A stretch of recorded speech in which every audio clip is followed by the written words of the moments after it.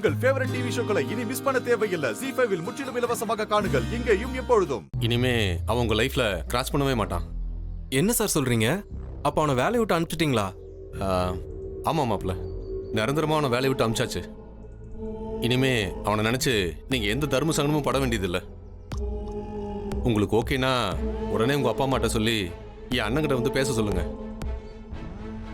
மாப்ள, என்ன யோசிக்கிறீங்க? காவேரி உங்களுக்கு பிடிக்கலையா? ஐயோ, அவங்கள எப்படிங்க நான் பிடிக்காதுன்னு சொல்லுவேன்? அப்புறம் என்ன மாப்ள, உடனே அண்ணன்கிட்ட பேச சொல்லுங்க. சரிங்க சார், நான் இப்பவே பேச சொல்றேன்.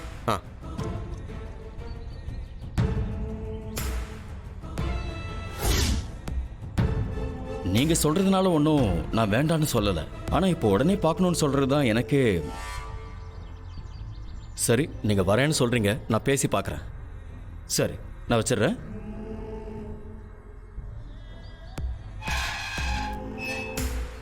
அண்ணன்கிட்ட சொல்லி எப்படியாவது அந்த கல்யாணத்தை நம்ம நடத்தி ஆகணும்.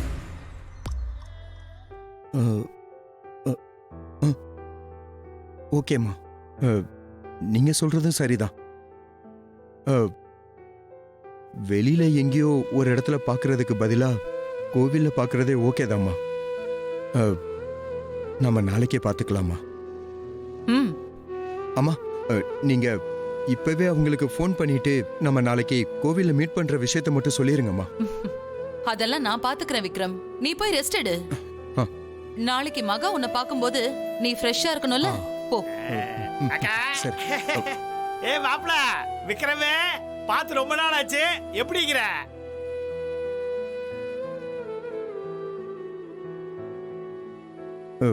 யாரு இவரு? யாரு? அம்மா, யாருமா இவரு? என்ன பார்த்து மாப்பிள்ளைன்னு சொல்றாரு? பாக்குறதுக்கு ஏதோ பகல் திருட மாதிரி இருக்காரு இவரு. பகல் திருடனா? என்னது, என்னையே தெரியலையா? அப்புறம் எங்க அக்காவை மட்டும் எப்படி நல்ல அடையாளம் தெரியுது? ஒருவேளை ஏதோ ஒரு பிளானோட வந்திருப்பானோ? விக்ரம், இவர் உன்னோட தாய் மாமா புலிமுருகன், என்னோட தம்பி. தம்பியா? இதுக்கு முன்னாடி வர நான் பார்த்த மாதிரியே இல்லையே. நம்ம தாய்மாமா தான் ப்ரோ. நல்லா பாரு, புலி. ஓ, இல்ல நீ இதுக்கு முன்னாடி இவரை பார்த்தது இல்ல, இப்பதான் ஃபர்ஸ்ட் டைம் பாக்குற. ஓ அப்படியா? Hi, I am Vikram. Hi, I am Murugan, புலி முருகன். லாட்டி வீடியோ. சரி, ஓகே, பார்க்கலாம். நீங்க பேசுங்க, நான் போய் ரெஸ்ட் எடுக்கிறேன். சரி, ஓகே, பாய்டா. சரி ப்ரோ. என்ன மாப்ள விஜய், நல்லா இருக்கியாப்பா? எப்போ வந்த? என்னவா ஐசே, நல்லா இருக்கியா?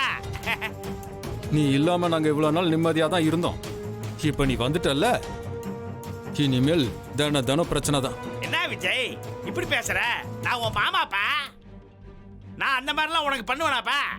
இங்க பாரு, நீ எனக்கு வெறும் மாமா இல்ல, சகுனி மாமா. உன்னாலதான் இந்த பிரச்சனையே. நீ பேசாம கொஞ்சம் அமைதியாரு.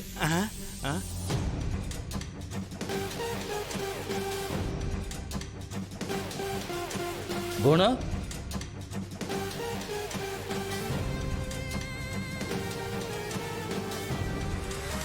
என்னங்க?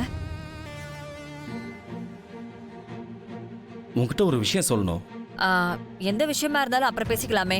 ஏர்போர்ட் போகணும், பேக் பண்ண வேண்டிய விஷயங்கள் நிறைய இருக்கு. இப்ப போய் ஏதோ பேசணும்னு சொல்லிட்டு இருக்கீங்க. சொல்றேன் போனா. எதா இருந்தாலும் அப்புறமா பேசிக்கலாம், சரியா? எனக்கு நிறைய வேலை இருக்கு, நான் போறேன். சரி, நம்ம சென்னைக்கு போகணுமா வேண்டாமா? அதை பத்தி சொல்றதுக்கு தான் போனா உன்னை வர சொன்னேன். அத பத்தி பேசுறதுக்கு வர சொன்னீங்களா? என்னது? ஒன்றும் இல்லை, நாம காவேரியை ஹாஸ்பிட்டல் இருந்து வீட்டுக்கு கூட்டிட்டு வரும்போது எனக்கு ஒரு ஃபோன் வந்துச்சுல்ல? ஆமா, யாரோ உங்களுக்கு கால் பண்ணாங்களே. அது யார் பேசுனாங்கன்னு உனக்கு தெரியுமா? அம்மா, ரொம்ப நாள் கழிச்சு நீங்க ஒரு நல்ல விஷயம் பண்ணிருக்கீங்க. விக்ரம் கிட்ட ஏதாவது ஏடா கூடமா சொல்லி மகாவை பத்தி யோசிக்க வச்சிருவீங்களோன்னு நான் பயந்துகிட்டே இருந்தேன். நல்ல வேலை, அவன் கன்வின்ஸ் ஆகுற மாதிரி பேசி அனுப்பி வச்சிட்டீங்க. விஜய், விக்ரம் உனக்கு அண்ணன், ஆனா எனக்கு மகன். உனக்கு அவன் உயிர் மேல எவ்வளவு அக்கறை இருக்கோ அதை விட அக்கறை எனக்கு அதிகமா இருக்கு. டாக்டர் சொன்ன வார்த்தை இன்னும் என் மைண்ட்ல ஓடிட்டு தான் இருக்கு விஜய். அப்படி இருக்கும்போது நான் எப்படி விக்ரம் கிட்ட அப்படி பேசுவேன்? ரொம்ப நன்றிமா நீங்க விக்ரம் கிட்ட இப்படி பேசினதுக்கு. ஆமா, நீங்க இப்ப விக்ரம் கிட்ட சொன்ன மாதிரி நாளைக்கு கோவிலுக்கு மகாவை கூட்டிட்டு வர முடியுமாமா? அது சாத்தியமா? சாத்தியம் இல்ல விஜய், அது எனக்கு நல்லாவே தெரியும். அப்புறம் எப்படிமா விக்ரம சமாளிப்பீங்க? அவன் வேற நாளைக்கு மகாவை மீட் பண்ண போறோம்னு சொல்லிட்டு பெரிய எதிர்பார்ப்புல இருக்கானே. அதுக்கு நான் வேற ஒரு ஐடியா வச்சிருக்கேன் விஜய், அத பத்தி நீ கவலைப்பட வேண்டாம். வேற ஒரு ஐடியாவா? என்ன ஐடியாமா? உண்மையான மகாவுக்கு பதிலா மகாங்கிற பேர்ல வேற ஒரு பொண்ண விக்ரம் முன்னாடி கொண்டு வந்து நிறுத்த போறேன். செம்ம ஐடியாக்கா. அக்காதான் அக்காதான்.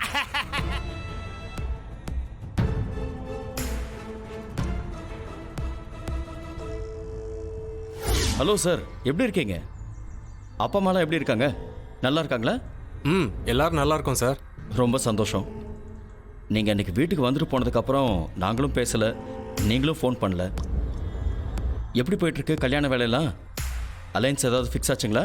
அது விஷயமா பேச தான் நான் இப்போ கால் பண்ணேன் சார். அது விஷயமாவா? அப்படின்னா என்ன விஷயம் சொல்லுங்கள். உங்களுக்கு என்ன உதவி வேணும்னாலும் நான் பண்ணுறேன். சார், உங்களுக்கே நல்லா தெரியும், அன்னைக்கு உங்கள் வீட்டுக்கு காவேரியை பார்க்க வந்துட்டு அவங்கள பார்க்காமே நான் கிளம்பிட்டேன்.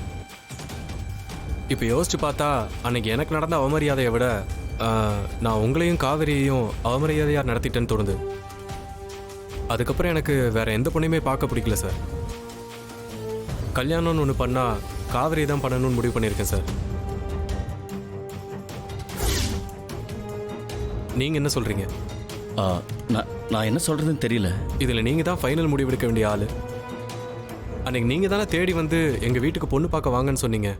இல்லை, நான் சொல்லி தான் நீங்கள் வந்தீங்க, நான் இல்லைன்னு சொல்லலை. ஆனால் அன்னைக்கு இருந்த நிலைமை வேற, இப்போ இருக்கிற நிலைமை வேற இல்லையா? சார், அப்படிலாம் ஒன்றும் பெருசாக மாற்றம் வந்துடல சார். உண்மையை சொல்லணும்னா என்கிட்ட தான் நிறைய மாற்றம் வந்திருக்கு. நான் அன்னைக்கு இருந்ததை விட இப்போ ரொம்ப பக்குவப்பட்டிருக்கேன். அது இல்லற வாழ்க்கைக்கு நல்லது தானே? நீங்கள் சொல்கிறதெல்லாம் ஓகே தான். ஆனால் இப்படி திடீர்னு வந்து கேட்டால் நான் என்ன பதில் சொல்கிறது? கொஞ்சம் டைம் கொடுங்க, நான் யோசிச்சு சொல்கிறேன். சார், நீங்கள் யோசிச்சுக்கோங்க, எவ்வளோ டைம் வேணால் எடுத்துக்கோங்க. ஆனால் அதுக்கு முன்னாடி நான் அப்பா அம்மாவோட காவிரியை வந்து ஒரு தடவை பொண்ணு பார்த்துட்றேன். அப்புறம் உங்கள் முடிவு பொறுமையாக சொல்லுங்கள். இதில் நான் மட்டும் தனியாக முடிவு எடுத்துட முடியாது சார். இன்னைக்கு ஒரு நாள் விட்டுருங்க, நான் எல்லாருக்கிட்டையும் பேசிட்டு நாளைக்கு நான் உங்களுக்கு கால் பண்ணுறேன். நாளைக்கு கால் பண்ணுறீங்களா? சார், நான் அப்பா அம்மாவோட இப்போ பொண்ணு பார்க்க உங்கள் வீட்டுக்கு கிளம்பிட்டேன் சார். இன்னும் 1 ஹவரில் உங்கள் வீட்டில் இருப்பேன். 1 ஹவரில் வீட்டில் இருப்பீங்களா? சார், நாங்கள் இங்கே வெளியூர் போக கிளம்பிட்டு இருக்கோம் சார். சார், நீங்கள் கிளம்புங்க சார். நீங்கள் பாட்டு ஒரு பக்கமாக போங்க, நாங்கள் ஒரு ஓரமாக நின்று காவேரி பார்த்துட்டு போகிறோம். மற்றதெல்லாம் நீங்கள் வெளியூர் போயிட்டு வந்ததுக்கப்புறம் பேசிக்கலாம் சார். அது ஒன்றும் இல்லை சார், வீட்டுக்கு வர்றவங்கள மதிப்பு மரியாதையோட வரவேற்கணும். அது உங்கள் பிரச்சனை சார். நீங்கள் எங்களை எப்படி வரவேற்கணும்னு நினைக்கிறீங்களோ அப்படி வரவேற்பு கொடுங்க. நான் வேணான்னு சொல்லல, ஆனால் வீட்டுக்கு வர்றேன்னு சொல்கிறவங்கள வராதீங்கன்னு மட்டும் சொல்லிடாதீங்க ப்ளீஸ். நான் இன்னும் ஷார்ப்பாக 1 ஹவரில் அங்கே இருப்பேன் சார். மற்றதெல்லாம் நேரில் பேசிக்கலாம். நான் வச்சுட்டுமா? Hello sir. ஜீ5 ஆப்பை டவுன்லோட் செய்து அனைத்து எபிசோடுகளையும் இலவசமாக பாருங்க.